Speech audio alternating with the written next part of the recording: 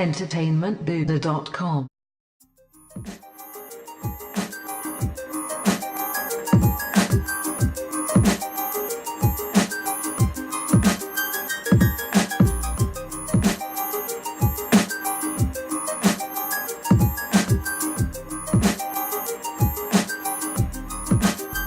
Hey now everyone, Matt Haywood here for the Star Wars Time Show on entertainmentbuddha.com's podcast network, which is all about Star Wars and pop culture. How's it going? Hopefully the Force has been with you since our last podcast. I know it might seem like months or years between our little episodes Nick and I put out, but it's really not that bad. It's only been 2 weeks, and we're here to recap some of the big news that's come out since we last chatted about The Last Jedi, about Episode 9, and about really whatever the fuck we want to talk about Star Wars.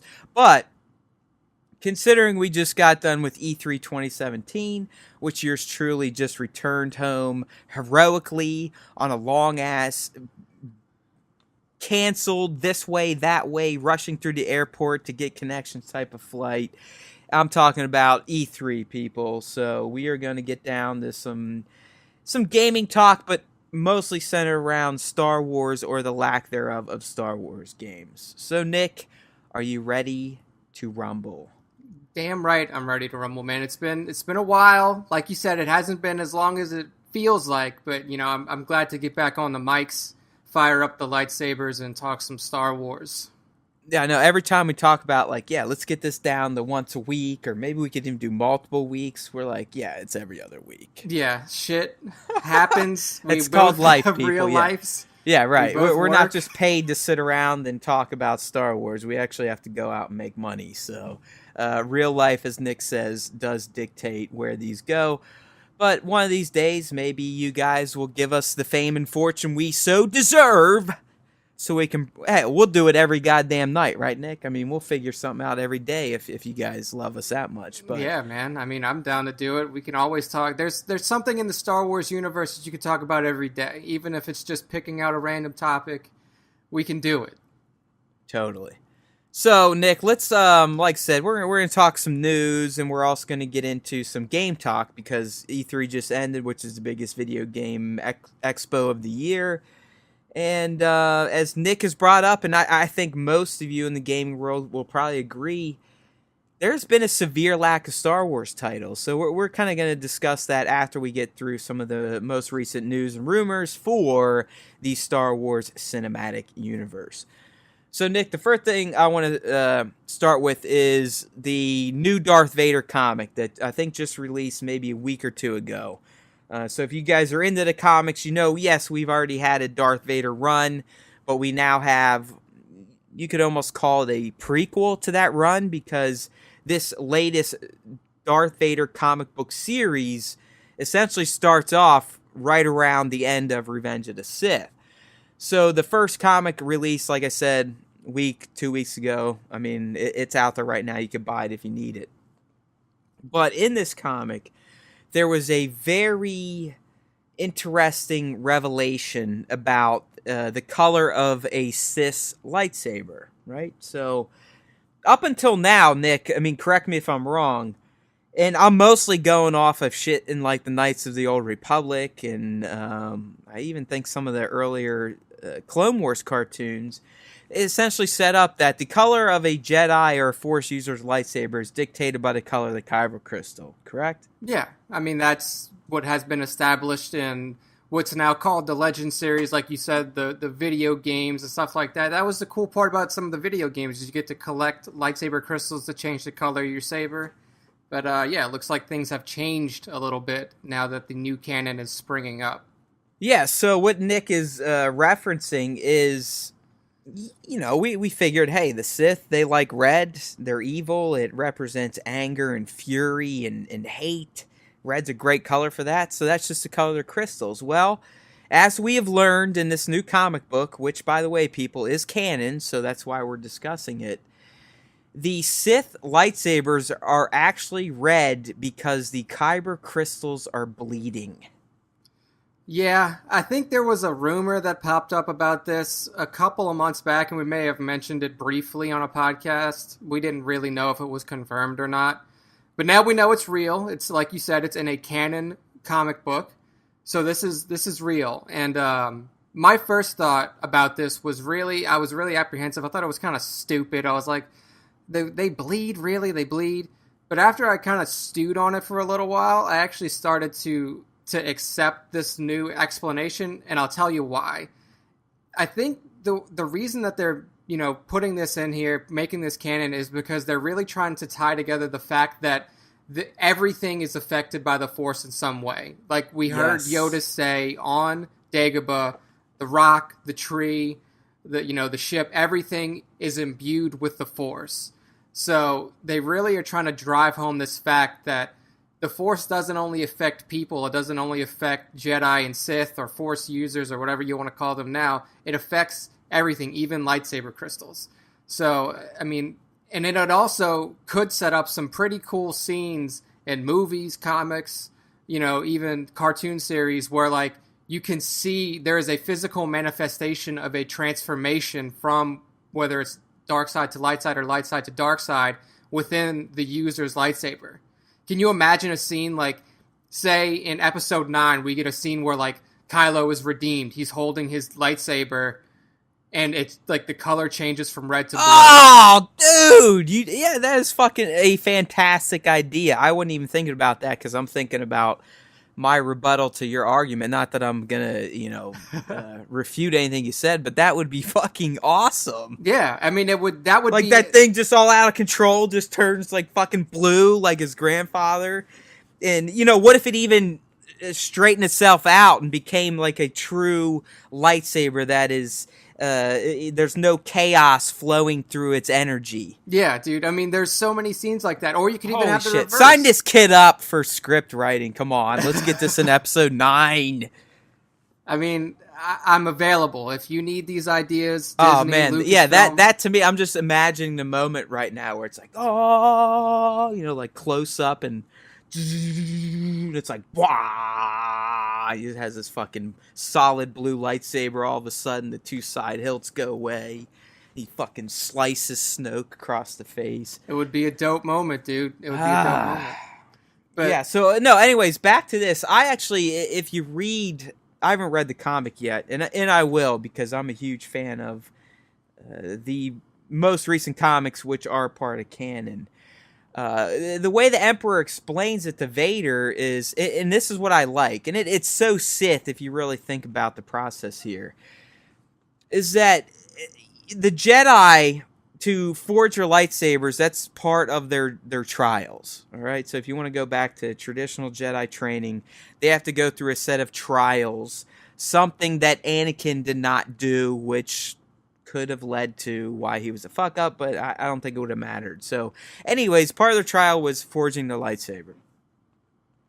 The interesting thing to me for Sith is they too sort of have a trial, but instead of going out and becoming one with a crystal and finding the right crystal, their trial is go and kill a Jedi and steal their crystal and then make that crystal bleed in pain and dump their own fucking hatred into it. Yeah, that's a pretty... The rage. I mean, he says, it's the color of your rage. I mean, that is so Sith to me. Yeah, that is, dude. That's so Sith. That's definitely a Sith thing to do. I mean, it's awesome the way that it's described, because like we said, this could have turned out to be really, really shitty. Like, the crystal bleeds because it doesn't like the dark side or something like that. But I mean... the way, like you said, the way that Palpatine put it when he's talking to Vader makes it sound legit. Like, it's not just, the dark side's the bad side and it's red or something like that. Like, the pain, the rage. Yes, I mean, that's a good way to put it. Well, I'm just going to read the quote because it's in the article. Yeah. So this is essentially Palpatine explaining to Vader. The crystal from any Jedi saber will do. As you know, the Kybers are alive in their way. Like any living thing, they can feel pain.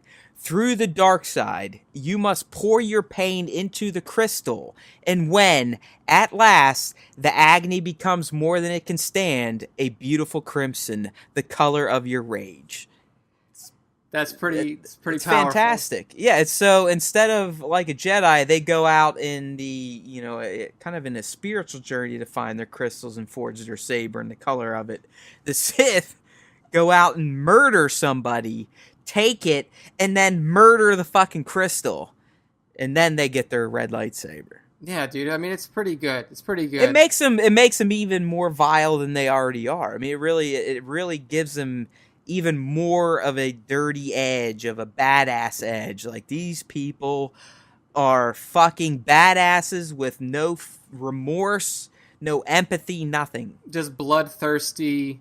Power. Crazed. I mean, we want the power. That's all they want. Yeah, and I mean, like I said, it can set up so many good moments in future Star Wars things, video games. Could you think about that? Like, say, we're going to get to games a little bit later, like Matt was saying in the beginning of the cast, but could you imagine playing a game where you have the option, like, you can go dark side or light side, and then, as you're tilting one way or the other, the color of your lightsaber changes? Like, they can do some pretty crazy shit. I mean, dude, the fact that we do not have a third-person action RPG Star Wars game in 2017 with nothing on the horizon it just blows my mind. Yeah, we'll get to it. Yeah. I'm sorry. I mean, I'm just like you're getting me fucking angry already. All right, but it's a goddamn crime. Yeah. Okay, so. Yeah, so that I thought that was pretty cool, and Nick may do a less than 12 parsecs episode on it, just in case you didn't understand what we're talking about. He'll make sure to get you covered in a minute and a half, something like that. So the next item to move on to, Nick, and we're going to stick with the prequel style type of movies, and that is the Han Solo film. And there was an article out on where Donald Glover kind of gave a quasi-interview about what he's been doing on the set of the Han Solo movie as a young Lando Calrissian. And I think some of the interesting quotes that came out of it was that, and I'm just summing this up, but Glover essentially said, I'm playing a way more deep character than fucking Han Solo in this movie. Yeah. Right? Isn't that kind of what you picked up? Yeah, I mean, he's essentially saying that Han is Han, you get what you get. He's the scoundrel character. Like he said, Han isn't as complicated as Lando is. So he's making it seem like Lando definitely has more depth to his character than what we were led to believe in the original trilogy. I mean, we saw him as obviously a businessman. He ran Bespin, Cloud City, and then we saw his transformation from businessman to rebellion general. But we never really got to see any more of that. But so I'm kind of happy to hear that we're going to get into the nitty gritty of who Lando really is. And I think there's some truth to that. I mean, if you think about just what we know of Lando and Han as we've seen them in 5 and 6. Yeah, I mean, Lando is, just by what we know of him, is a more complicated character than Han. I mean, Han's motivations are simple. It's money. It's not power. It's really just money and maybe fame. But I think money, right? I mean, money is what drives Han. Where you already know from Lando, by the time we meet him in Empire, this dude, I mean, money is definitely a motivation of his. But he went on to turn that into, I want to run essentially this fucking floating sky city.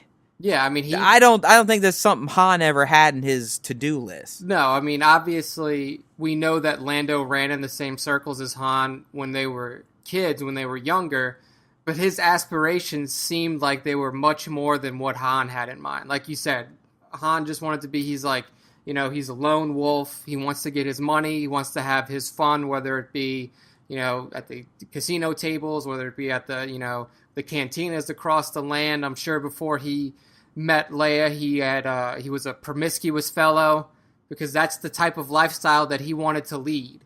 But Lando, we saw the transformation. We saw that he turned into a legitimate businessman, and he actually said something to that effect to Han in Episode 5 when Han and Leia first landed on Bespin. He's like, "No, I'm a businessman now.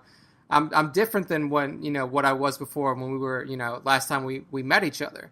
So there was a serious transformation in his lifestyle, and that even goes to show. It showed itself when he was willing to take that position as a rebellion general and lead the assault on the second Death Star in Return of the Jedi. So he definitely has some complexity to his character that we haven't seen yet.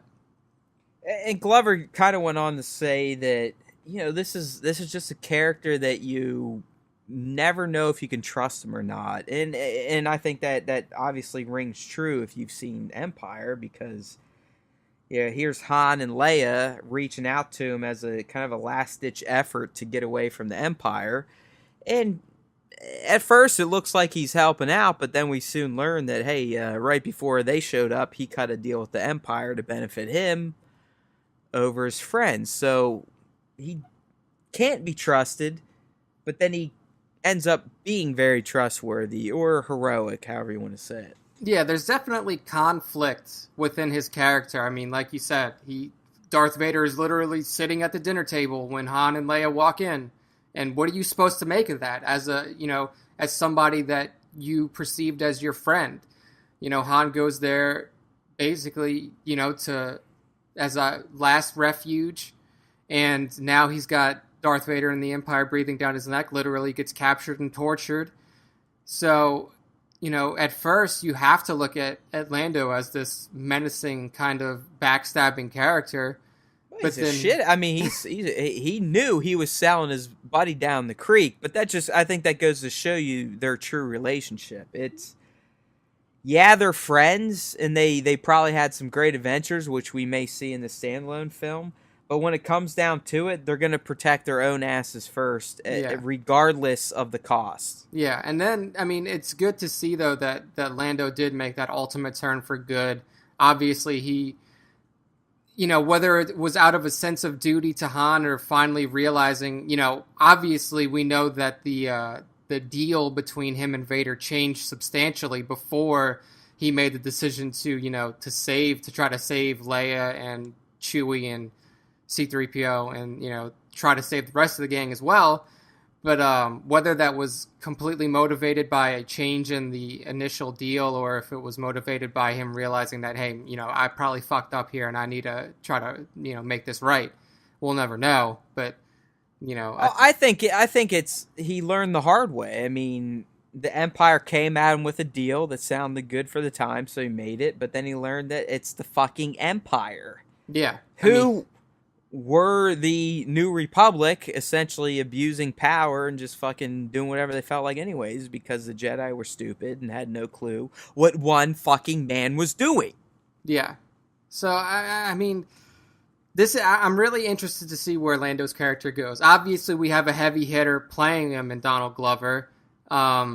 So we know that his role is going to be substantial. Like, you don't bring in somebody like Donald Glover to play Lando Calrissian unless Lando is going to be in a big chunk of the movie and have a substantial role in it. So I'm definitely looking forward to seeing where the character goes. And like he said in the article, he wants to do this character justice. He knows that Lando is a favorite of a lot of Star Wars fans. He was a very unique character in that universe. I know a lot of people will always point out that he was the only black character in the original trilogy, but it was more than that. He had a flair to him. He had an attitude about him that none of the other characters really did. So I definitely want to see where this character goes in the Han Solo movie. I think it's going to be a great arc that could be, intertwined with Han, but we'll also get to see some Lando that we've never seen before. Yeah, without a doubt. And we're gonna fucking see we're gonna see the Falcon deal. Yeah, that's what I was gonna say. We have to see that because that's I don't know how you don't. If you don't put that in, it's like, all right, you guys, hello. Yeah, it's like, come on, this is literally the iconic moment of their friendship. Are we trying to fuck up Star Wars again? Yeah, so I would assume to see that, but Yeah, I mean, I'm excited for it. Getting a little excited. Still tempered. Yeah, I mean, Still yeah, tempered, we've poked fun at it. You know, the last cast we're talking about fat Solo because I mean he looks fucking like a pig. I yeah. mean he looks way chubbier than Harrison Ford looked in his prime. So who knows? It'll be fun. Maybe we'll learn why Han or what he liked to eat was a bunch of bantha milk. I mean, who knows? Yeah. Death sticks, Did he, death stick munchies. You never know. maybe he got his first score, went on a bender. You know, we'll see. Good old We'll Han. see. All right, so the one of the last news story we have revolves around episode 9, and it comes from an interview with the film's director Colin Trevorrow, which there's a news story I want to touch on, Nick. I don't know if you've read this, but I'll kind of bring it up and see if you heard it, and we'll kind of go from there. But anyways, the initial thing we want to talk about with Trevorrow is he essentially came out while promoting his new film, The Book of Henry, which is going to lead to this side tangent I want to discuss with Nick. He did an interview, and of course Star Wars came up. And he essentially said that Star Wars Episode 9, in terms of its narrative, is going to have the most, or he's making sure or trying to work towards, it having the most satisfying and emotionally resonant conclusion that the team can deliver. I mean, I think that's the right move, right? I mean, episode 6 had the very, at that time, a very emotional, resonating ending. Yeah, it tied off all the main plot threads that George started, either purposely or by accident in his movies. Yeah, and I think that they tried to do that with episode 3. Obviously, you had some attempted emotional moments set up between Obi-Wan and Anakin. You had the emotional Why do we always moment. have to talk about the prequels? I know we have to. Yeah. Until, but it's like, until Disney officially squashes them and does the remakes after George Lucas is dead. It's never going to happen, brother. I mean, we may be it. doing this well into our 80s and 90s, and I still don't think there will be new prequels. You're probably right, but we can all dream. But I mean, we had those moments that was attempted in episode 3, and I think that it's only right to have those moments in episode 9, especially considering that those moments may very well include Luke Skywalker. So while we're talking about this, Nick, let's just go ahead and take a dive down a rabbit hole. What would be the moments you feel have to be paid off on in the conclusion? I think it has to be some sort of passing of the torch, whether it be a literal passing of Luke Skywalker, meaning in death, or in some way him officially, either knighting, Rey has officially become the figurehead of this new order of Force users, whatever it may be, and then him going away in some way, or, him passing into some sort of Force realm, nether realm. But I think it has to, in some way, involve Luke Skywalker and Rey. I think that's going to be the moment. Yeah. That it's gonna be the only moment that holds that emotional resonance that he's talking about. It has to involve Luke, in my opinion. Yeah, I think if we're just looking at the pure definition of this guy's statement, it's Rey and Luke. And Kylo. I think Kylo fits that too. Yeah. I think Kylo, just by nature being a Skywalker by blood, he will play into the emotionally resonant piece of that statement. But I also think other threads we're going to have to see, maybe not come to an end, but kind of have some sort of wrap up for the last episode, is going to be Finn or Finn Poe and, I forget her name, Kelly Marie Tran's character. Rose. So there's a faction. Leia, there's a faction. Mm-hmm. Luke, Rey, Kylo, Snoke.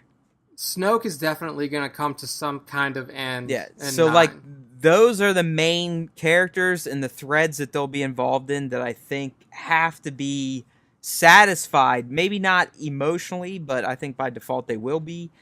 But they have to have some sort of conclusive feel to them when 9 finishes. Yeah, absolutely. And I mean, we also have to remember that this is still being referred to as the Skywalker saga, that by Kathleen Kennedy, by all of those associated, the Lucasfilm Story Group. They're still referring to this set of movies and all, the prequels and the original trilogy as the Skywalker saga. So this is still essentially about the Skywalker family, heritage, the family tree. So that includes Luke, Kylo, Leia, possibly Rey. We don't know.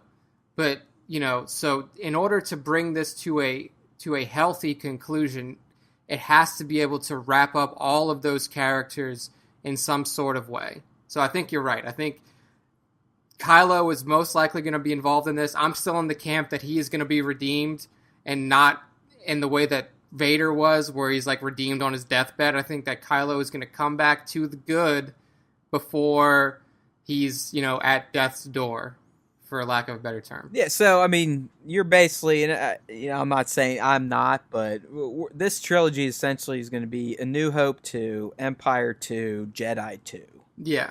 I mean, and it's not a bad thing. There are a lot of people out there who... Fuck no, it's not a bad thing. Yeah. I mean, you could even bring Ewoks back and I'd be happy. Yeah, no, if we have I got no problem with Ewoks. Companion, like if we go to another one of those, crazy... Maybe we see an Ewok on Canto Bight, we never know. We're going to have another one of those planets. You bring up a good point. How come we haven't seen any more Ewoks? I mean, I guess they did have their own standalones with A Caravan of Courage and with Sindel and all that. Do you ever watch those? I forget. No.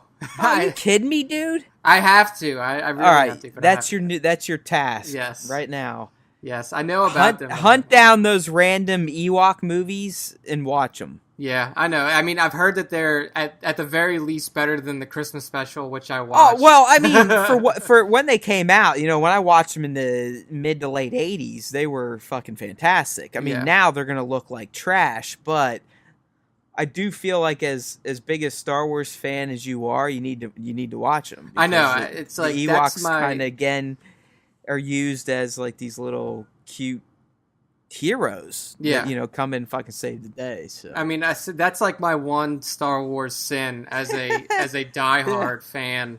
And I think there's two of them. I know Caravan of Courage is at least one of them, but I think there's two live action like Ewok influenced movies. Yeah, I'll check it out for sure. I'm sure I could dig it up somewhere in the depths of the internet. It's out there.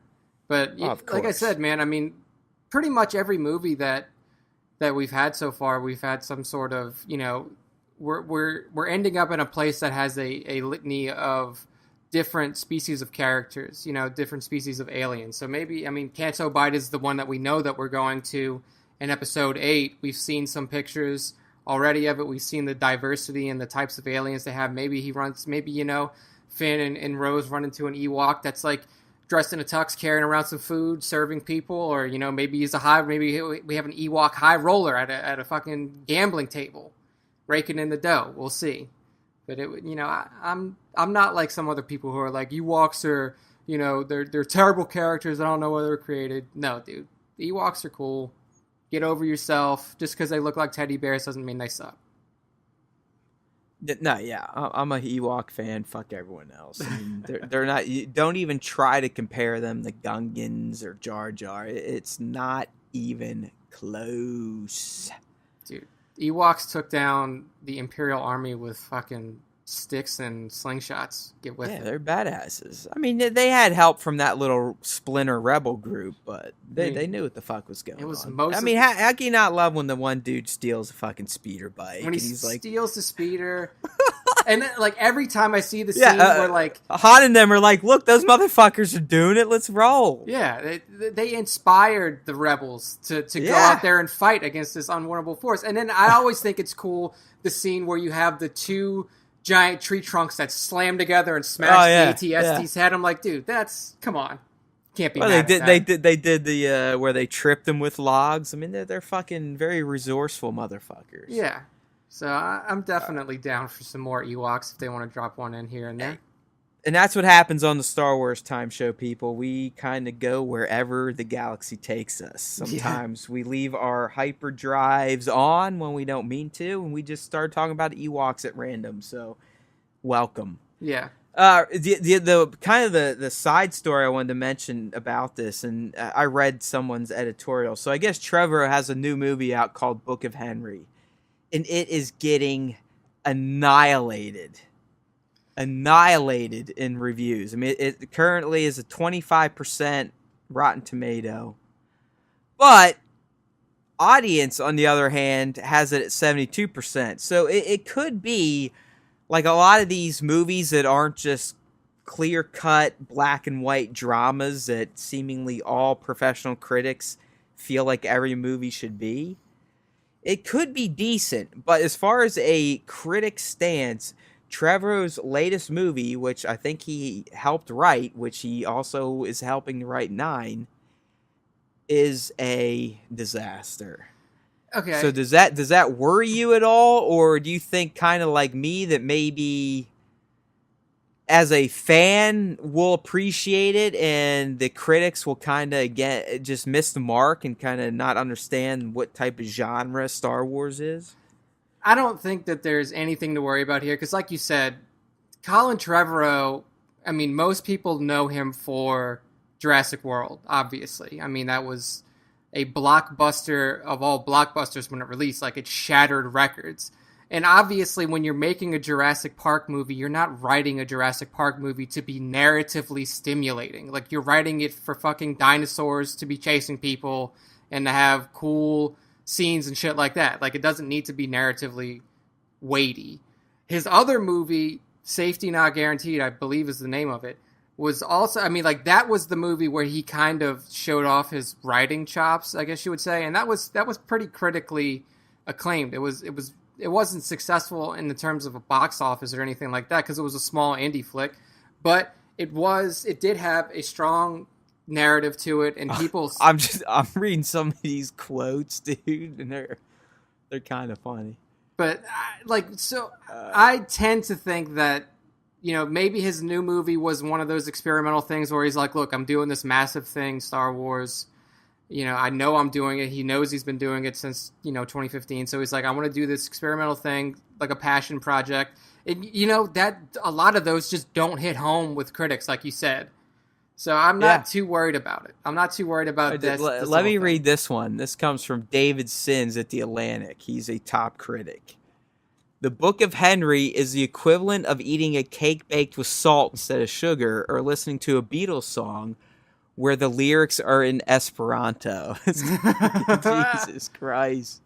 So I'm with you. I mean, this doesn't worry me. I thought that obviously the title was clickbait that I saw because it really did pitch it like, Star Wars fans, we may have a problem. Yeah, panic. But I mean, we, like you said, like Trevorrow, obviously, even in this article that we're reading about Trevorrow's, influence on Episode 9 with the emotionally resonant ending. Even this article cites that he's part of the writing team. You have the Lucasfilm story group. It's not just Colin's story. Yeah, like we even have heavy influence from Rian Johnson. We know he had to go in and help with some rewrites because of Carrie Fisher's and passing. JJ. I mean, JJ probably had a hand in some JJ's still in on it. Lawrence Kasdan. I mean, like, this dude is a Star Wars lifer. Writer on Episode 5, director of Episode 6. Like, he has also had his hand in Star Wars Episode 9's script and storytelling. So it's not like Colin Trevorrow's sitting in a room and coming up with all the crazy shit that he can come up with to put in this movie. Like, he is under supervision, people. This is not going to go off the rails. We're not going to have fucking Luke Skywalker turning into like a weird alien creature, any shit like that. Like, this is going to be on message with Star Wars canon, and I don't think we have anything to worry about. Well, you got to think, and I think it's why the two we've gotten out of the Disney team, the All-Stars, if you will, Star Wars is no longer controlled by a single human. And while I love the guy, he is the creator, he also was the guy that single-handedly was trying to destroy what he created. Yeah. By being so close-minded, like, this is my fucking story.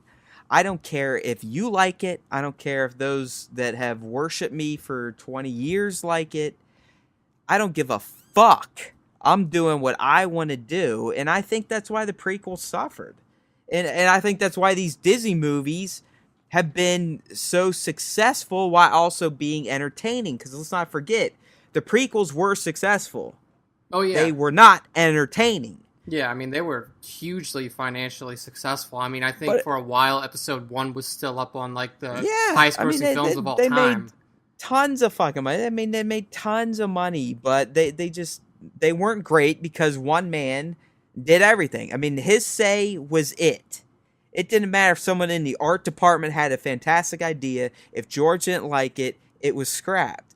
And I think with this new Disney ecosystem of having the writing team, a director involved, a traditional writer involved, you've got a democracy of sorts to kind of hash out solid Star Wars narratives.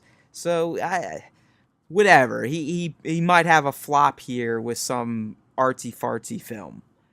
Big fucking deal. Yeah, I mean, we can't look at people's past movies and say like, this is gonna define how, a huge movie that's under the supervision of, like you said, many people is gonna come out. I mean, if you take a look at that, I mean, some people could have said that J.J. Abrams may have fucked up Episode 7 because of his previous things, because of how Lost ended or whatever, or because of, the way that Star Trek 2 came out or something. Like, you have to put your faith in the team and not the person, I think is what we're trying to get to here.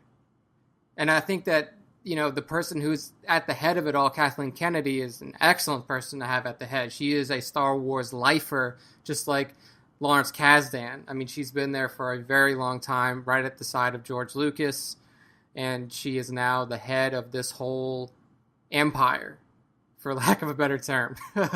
But she's one lucky lady, but obviously deserves what she has achieved. yeah, so I think this is going to be fine. I'm actually very excited for Episode 9. Obviously, Disney and Lucasfilm knows how important this movie is. It's not only the wrap-up of this new trilogy of movies, but we're being led to believe that it is the wrap-up for the entire Skywalker saga. True, which I hope isn't the case, but it could until someone feels like, hey, we feel like printing money again. Yeah, Let's make some more Star Wars movies. Yeah, so I don't think that Disney or Lucasfilm would be like, hey, Colin Trevorrow, you're a piece of shit director and all your movies have sucked so far, but you know what? Let's go in. You're in. You're the director of Episode 9. We're going to let you write it. I don't think that was going to happen.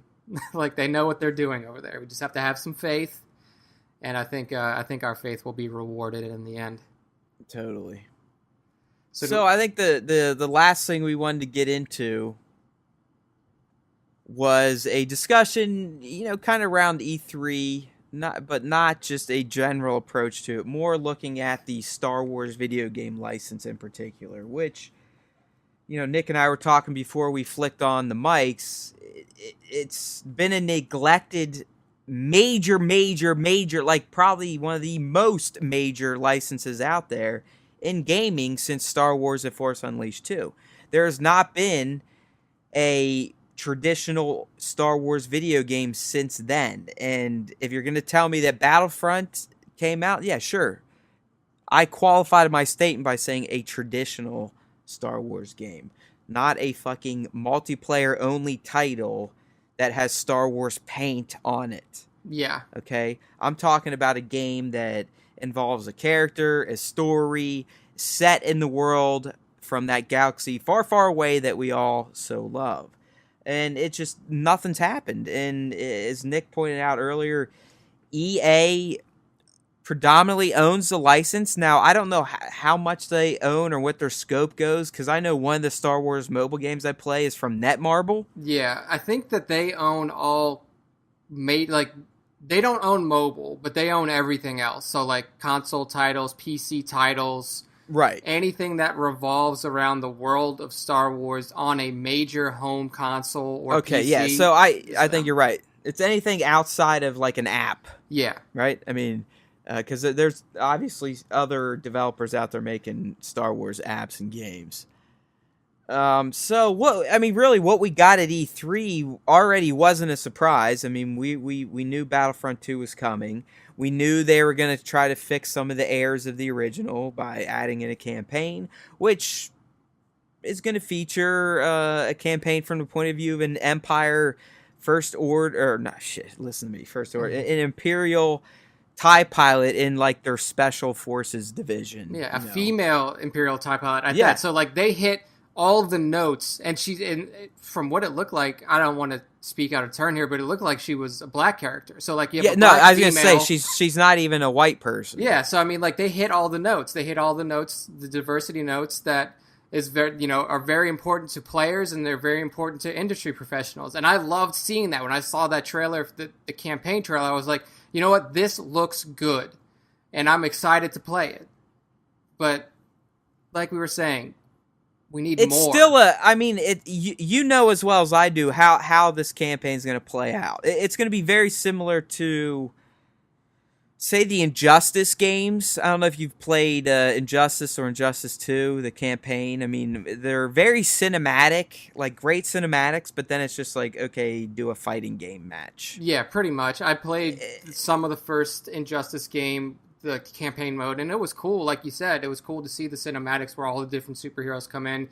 You have this like, this loose narrative that's playing throughout each match after you play it. So yeah, I mean, you almost got a 3.5 hour long movie, but the problem there is the most interesting aspect becomes the cutscenes. Yeah. So it's not really the game itself that you are digging; it's the story. And unfortunately, I think that is how Battlefront 2 campaign is going to play out. It's going to be, we get these great cutscenes; they're all Star Wars-y, and then it's like, okay, fight a team deathmatch on X map. Yeah, that's the gameplay, and they're going to pretend like you're going after some secret chip or something, or you're hunting down a rebel commander. Yeah. And it's like, okay, now it's cutscene, and now, oh, by the way, on map Z, now it's game mode F. Yeah, exactly. And I think that's, that was similar to what the loose Titanfall 1 campaign was like. Like, I think that's kind of what it was around, like the single-player mode for Titanfall. Yeah, it wasn't a fucking campaign. I mean, it was multiplayer with longer intermissions. Yeah, with reading. Exactly. So it is probably going to turn into something like that. I would hope that it's not. I hope that it's more like the Titanfall 2 campaign, where it's an actual campaign mode, single player. You're playing through a story. What you're doing in game is actually, pertinent to what the story said prior, like what the cutscene leading into it said, it was gonna be.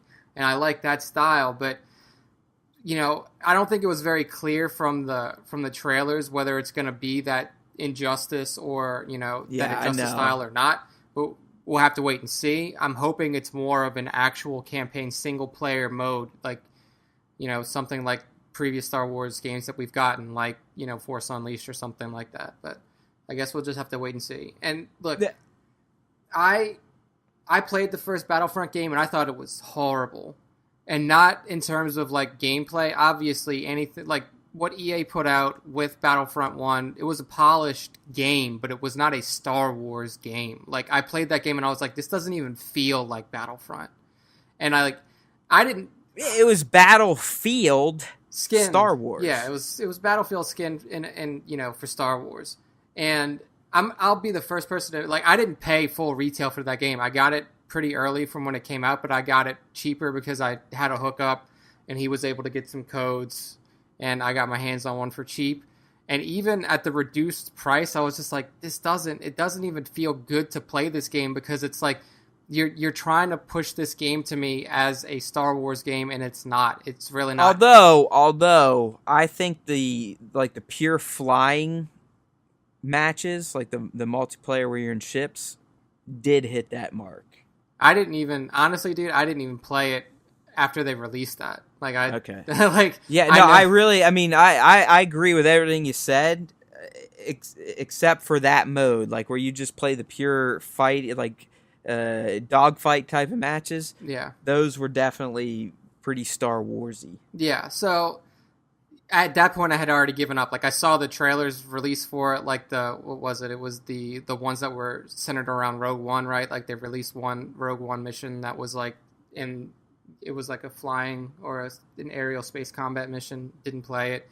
But it's just like the combat itself, I know that they made it third person to be more like Battlefront, but it just felt disingenuous. Like it didn't feel, it looked beautiful. That's like, I will say that like the gameplay and the visuals of that game were excellent, obviously, because it's coming from the Battlefield team. They're going to make a technically excellent game, but it didn't Frostbite, motherfucker. Yeah, it's always going to look good. But it didn't capture the Star Wars essence. And I think that's the most important thing when you're making a Star Wars game, is for it to feel like a Star Wars game. Yeah, so to kind of funnel this discussion down to conclusion, where do you think EA can go? I mean, do you think they have any plans, or do you think they're happy just with their little mobile cash cow Galaxy Heroes, which I religiously play daily but don't spend money on? Or do you think they do have plans to create a legit Star Wars AAA game for consoles and PC? I mean, I'm talking, Jedi Outcast style, Yeah. KOTOR style, even Force Unleashed style, something like that. Okay, so if I'm not mistaken, and I'm 95% sure I'm not mistaken because I can remember them saying this, when they initially announced the acquisition of the rights, EA that is, they announced that they had DICE working on a game, which we got Battlefront. They announced that they had a BioWare team working on a Star Wars game. We have heard nothing about that. Zero. Now, and I'm talking like, what, 2-3 years? I mean, it's been probably more than that. Like, when they first got the rights, they announced this. And they, like, I have heard rumors that they're going to come out with a full Unreal 4 remake of KOTOR 1. I don't, like, it's cool. Yeah, it's going to look awesome. It's a game we already have, people. Like, I like remakes every now and then, but when it comes to Star Wars, especially that's when a it comes badass to EA, remake, though. It I is. love It's that. a But I badass agree. remake. I mean, we've all played it on 9 different platforms at this point. Yeah, I mean, it's literally on your fucking phone now. Like, I have KOTOR 1 on my phone. Like, I've played it on PC. I've played it on console. I've played it on my phone. Like, look, it's going to look cool, and it's going to be awesome to have an updated, beautiful version of Knights of the Old Republic, but, like, it's not new. I want something new, and if that's the project that BioWare was working on, I'm going to be so fucking disappointed, dude. Because I was hyped when I heard BioWare's back in, and I mean, like, as most people know, they have the long-running Star Wars The Old Republic MMO, which I play every now and then. I actually played it some this year, really enjoyed it. I have fun with that game. I'm a fan of MMOs. That's, playing them on and off a little bit. There's some cool shit you can get in that game. The storyline to it is really fun. But it's not a console AAA, like, what Star Wars fans want. Like, and then there was also, at the initial acquisition of the rights, there was also an announcement that Visceral was making a Star Wars game. Well, it was supposed to be like 1313, whether it was going to be 1313 or not, like, we didn't know. But we have literally not heard a word about that game since it was announced. Like, come on. And I think that it's really doing them more of a disservice than it's doing us, because they probably paid a pretty penny to get these rights. And for them to only have put out one game up to this point is probably burning a hole in their pocket. And honestly, I think that Star Wars is probably the most lucrative franchise head they have under their wing now. I mean, we just saw Mass Effect flop pretty hard. Battlefield, like, it's bad, dude. I mean, I have it, and I can't even bring myself to play. Yeah, I didn't even pick it up yet. Like, I might get it on sale, like when it drops to $30 or something like that, but I have not gotten it. I mean, we all know that there is a general fatigue around the standard Battlefield and Call of Duty franchises. I mean, Battlefield 1, I bought it, played it a little bit, but there is a general fatigue around those franchises. And what else do they have? They have their sports franchises. They have I guess they still have the Need for Speed franchise, which I think is kind of on hiatus. I'm not sure what's happening with that. But, like, EA needs Star Wars to hit, and they need it to hit big. Because, I mean, like, I didn't watch any of E3 this year because I just am generally not caring about what's coming out. Like, what I have noticed with E3 is like they hype up all this shit. The games don't release for 2 or 3 years. So like, let me know when the game comes out. I don't care what you show on the stage. Yeah, everything's 2018. Yeah, so like I don't give a fuck. Like I'll see the trailer when it's 5 months out from release, and then I'll get hyped for it. But just in general, dude, I'm so disappointed with the way that EA has handled the Star Wars license. I mean, obviously, I'll play Star Wars: The Old Republic MMO if I really get the hankering for Star Wars games. But at the moment, dude, like there's nothing for me to go to. I'm not going to play that Battlefront game because when I play it, I feel like I'm not playing Star Wars, and it's disappointing. Well, I'll jump on that grenade for you because I'm sure I'll play it just because I'm the biggest Star Wars license sucker of all time. Well, no, like I was talking about the first Battlefront. Like I'll probably get two. Yeah. I'll probably get two because I'm intrigued by the campaign trailer that we saw. Obviously, like the gameplay is gonna look great. Like I said before, it's DICE, it's Frostbite, it's gonna look great. It's not like a game made in that engine by DICE is never gonna look bad. Even if it ends up being bad, it's still gonna look good. So I'll play it. I'll pick it up. Hopefully the campaign mode is what I want it to be.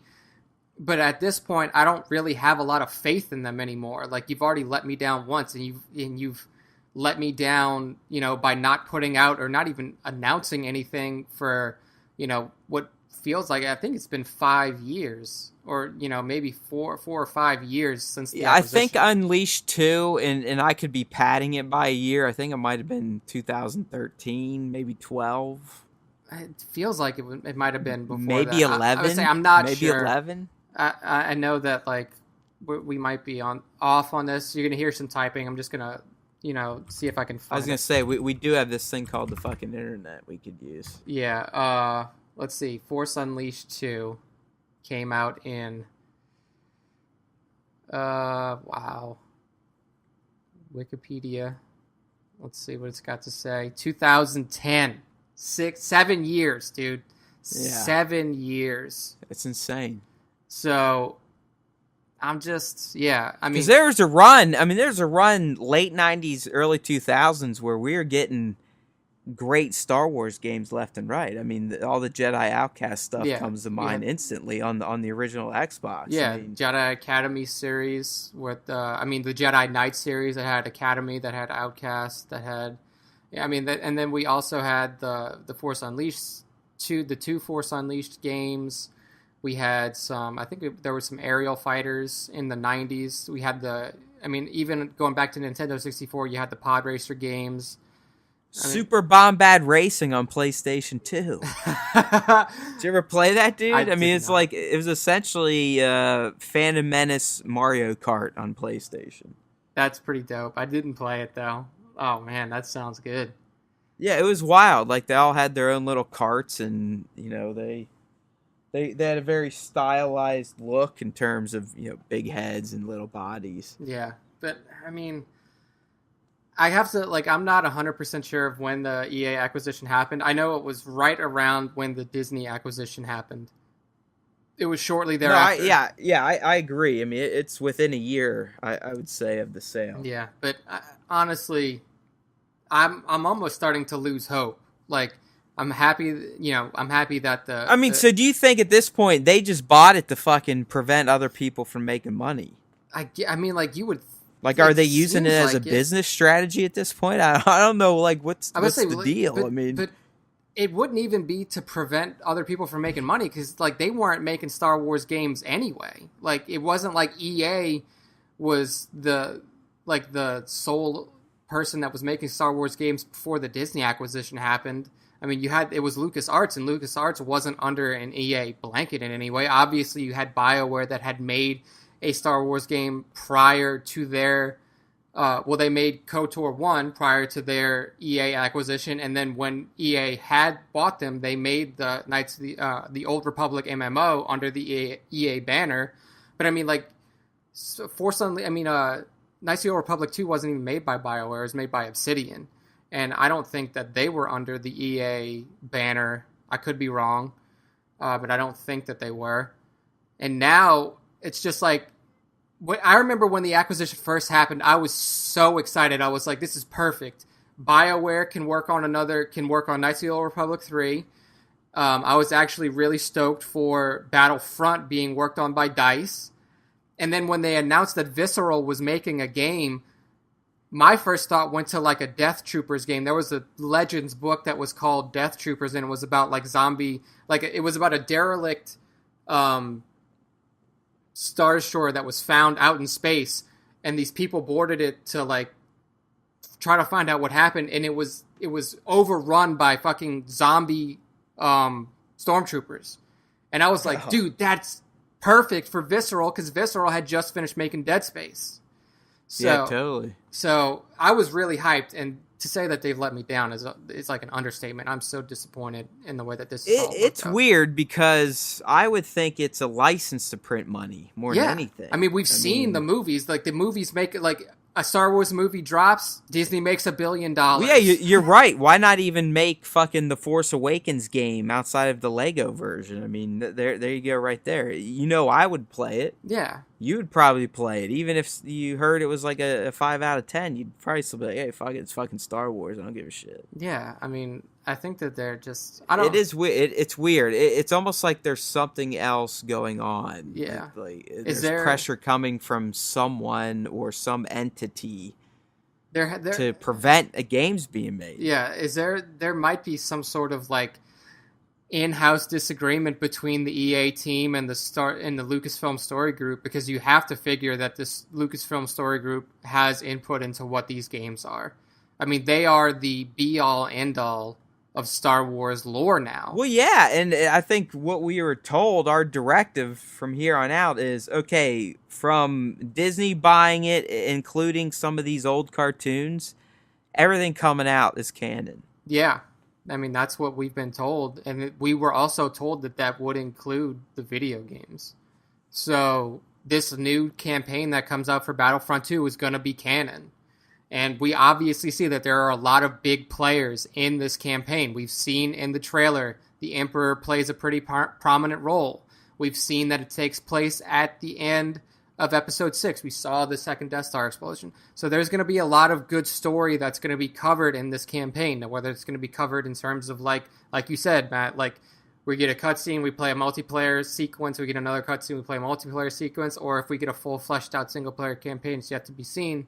But whatever I'm taking it to the bank. It's going to be multiplayer games interspersed between cinematics. That sucks. I'm not going to lie to you. I don't want that.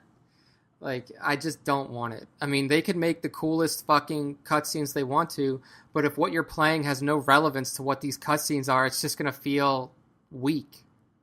Yeah, you're just grinding to get to the next cutscene. Yeah. I mean, plain and simple, that's what it's going to be. But being Star Wars fans, Nick, unfortunately, it's something we'll probably succumb to anyways. I know, right? I mean, and for a lot of like casual fans and stuff like that, this means nothing to them. They're like, who cares, man? We're getting a Star Wars game. That's all I wanted was a Star Wars game. But like for us, for the diehards who like live and breathe Star Wars lore, we want lore. Yeah, we want lore. We want narrative. I mean, that's why we love this shit. We never grew up loving it as this competitive aspect or this even an interactive property. We loved the story, plain and simple.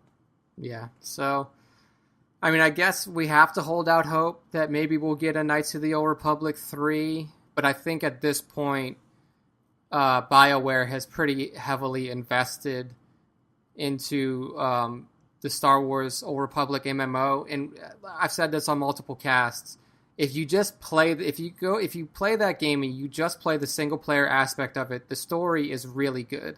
I mean, the initial story for the first 50 levels is good. It's well written. You have multiple different paths to play with the different character types, but the new stuff that they've put out with Knights of the Fallen Empire, Knights of the Eternal Throne, really well written story, really intriguing characters. We get introduced to a lot of characters that we've heard of in previous Star Wars lore. We finally get to meet this mysterious Emperor that was the one that, corrupted Darth Revan and brought him to the dark side of the Force. We finally get to meet this character. We finally get to see this character in the flesh and see what he was doing in the unknown regions of space for all that time.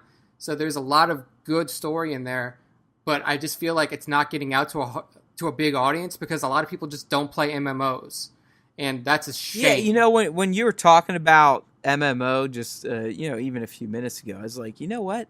That genre is all but dead at this point in time. I mean, like honestly, it used to be the biggest thing ever with WoW. Yeah. And it's gone. Yeah. I mean, it's gone. No one's making MMOs anymore. No. Outside of WoW and the Star Wars MMO. Well, I mean, ESO, Bethesda's still pushing ESO. Yeah. Though. I feel like when you have an expansive universe like that, like with Star Wars and with Elder Scrolls, it's a good thing to have an MMO for people to be able to explore the entirety of this world in some form or fashion.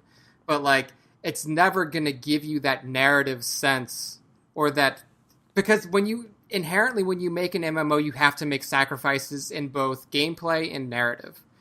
So, and especially when you have an audience that's used to immersive gameplay and storytelling, having them transition from that single player experience to that multiplayer experience is going to feel weird for them, and it's going to feel like they're getting less than they're used to. And that happens in a big way with, at points with Star Wars, The Old Republic.